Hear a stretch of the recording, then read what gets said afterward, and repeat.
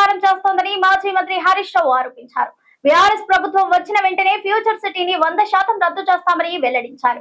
విదేశీ పర్యటనలో ఉన్న ఆయన స్థానిక మీడియాతో మాట్లాడారు. కేంద్ర పర్యావరణ శాఖ ఫార్మాసిటీకే అనుమతి ఇచ్చిందని వివరించారు.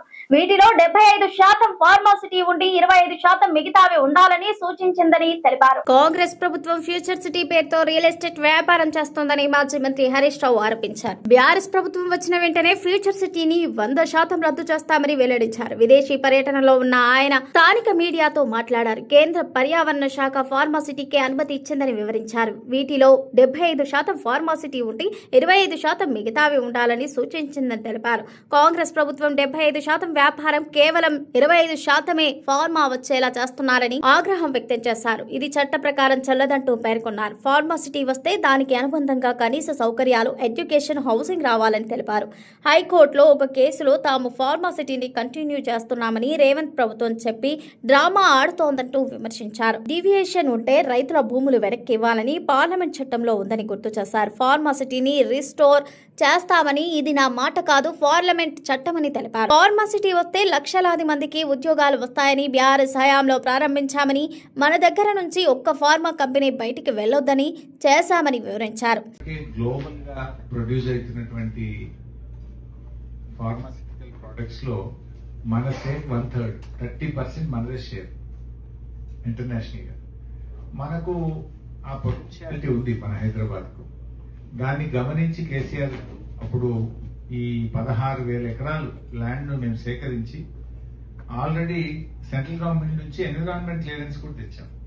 ఈసీ కూడా వచ్చింది. That was a conditional land acquisition. అంటే ఫార్మా సిటీ కోసమే ఈ భూసేకరణ చేస్తున్నాము అని 2013 ల్యాండ్ ఎక్విజిషన్ యాక్ట్ ప్రకారంగా నోటిఫై చేసి మనం ల్యాండ్ ఎక్విజిషన్ చేశాం. నంబర్ 1. అండ్ ఫార్మా సిటీ పేరు మీదనే environment clearance ministry of environment Delhi నుంచి తీసుకొచ్చినాం. Ministry of environment Delhi specific గా రాసింది ఈసీలో, purpose should not be deviated. And మన యాక్ట్, పార్లమెంట్ యాక్ట్ ఏం చెప్తుంది, ల్యాండ్ ఎక్విజిషన్ యాక్ట్ అంటే if at all you deviate the purpose, land should be given back to the farmers అనేది మన parliament act. అందువల్ల ఈ ప్రభుత్వం ఏదో ఒక డ్రామా చేస్తుంది. యాక్చువల్లీ మన హైకోర్టులో కేసు వచ్చింది. కేసు వస్తే ఏమి ఇచ్చింది తెలుసా, government affidavit no we are continuing the pharma city అంటున్నారు. హైకోర్టుకు చెప్పాల్సి వస్తే అఫిడవిట్ లో we have not cancelled the pharmacity, we are continuing the pharmacity అంటున్నారు. బయట మాట్లాడితే 4th సిటీ. ఎక్కడుందిరా 4th సిటీ అంటే ఫార్మాసిటీ 4th సిటీ. వేరే ల్యాండ్ అయితే లేదు, వేరే ఎక్విజిషన్ లేదు. కోర్టుకు వచ్చేసరికి we are continuing, we are going ahead with pharma city అంటున్నారు. అందువల్ల టెక్నికల్ గా వాళ్ళు చేయలేరు. ఇప్పుడు ఏంటంటే కొద్దిగా ఒక జిమ్మిక్స్, లేదా ఫార్మాసిటీకి వీ నీడ్ ఇన్ఫ్రాస్ట్రక్చర్. ఫార్మాసిటీ వచ్చినప్పుడు అక్కడ ఎడ్యుకేషన్ ఉండాలి, ఫార్మాసిటీ వచ్చినప్పుడు అక్కడ హౌసింగ్ ఉండాలి, ఫార్మాసిటీ వచ్చినప్పుడు బేసిక్ నీడ్స్ ఉండాలి అనే పేరు మీద ఇవన్నీ తెచ్చే ప్రయత్నం చేస్తున్నారు. కానీ అది 75 ఉండి ఇది 25 ఉండాలి. కానీ వీళ్ళు 25 ఫార్మా పెట్టి 75 దీన్ని తీసుకొస్తామని ఒక రియల్ ఎస్టేట్ వ్యాపారం చేద్దామని ఆలోచన చేస్తా ఉన్నారు. రేపు బీఆర్ఎస్ వచ్చిన తర్వాత వీళ్ళ ఫ్యూచర్ సిటీ, గీచర్ సిటీ అన్ని రద్దు చేస్తాం. అక్కడ యాజ్ ఇట్ ఈస్ ఫార్మా సిటీని రిస్టోర్ చేస్తాం.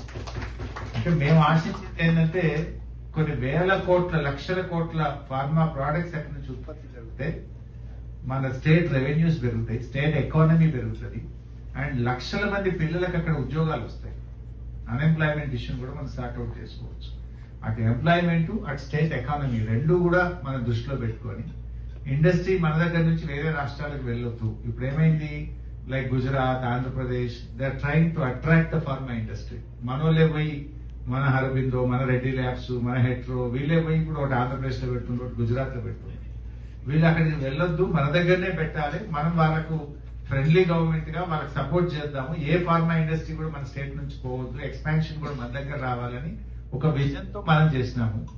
కానీ ఎక్కడ ఇది బీఆర్ఎస్ కు పేరు వస్తుందనో, లేదా ఇక్కడ మాకేమి రియల్ ఎస్టేట్ చేస్తే ల్యాండ్స్ పంచిపెడితే మాకేదో బ్యాక్ ఎండ్ లో బెనిఫిట్ ఉంటుందనే కోణంలో ప్రజెంట్ గవర్నమెంట్ పనిచేస్తా ఉంది.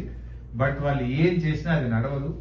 ఇది నా మాట కాదు, ఇది parliament act, Indian parliament act. If you deviate the purpose of land acquisition, then the land should go back to the farmers. అందువల్ల అది జరగదు. వాళ్ళు ఏ ప్రయత్నం చేసినా అది నిలబడదు. ఆల్రెడీ 2.5 years అయిపోయింది, ఇప్పటిదాకా అది జరిగింది ఏం లేదు. లాస్ట్ 1 year అయితే ఎట్లాగో ఎలక్షన్ ఉంటది. సో డెఫినెట్ గా అక్కడ మళ్ళీ ఫార్మా సిటీని పునరుద్ధరిస్తాం.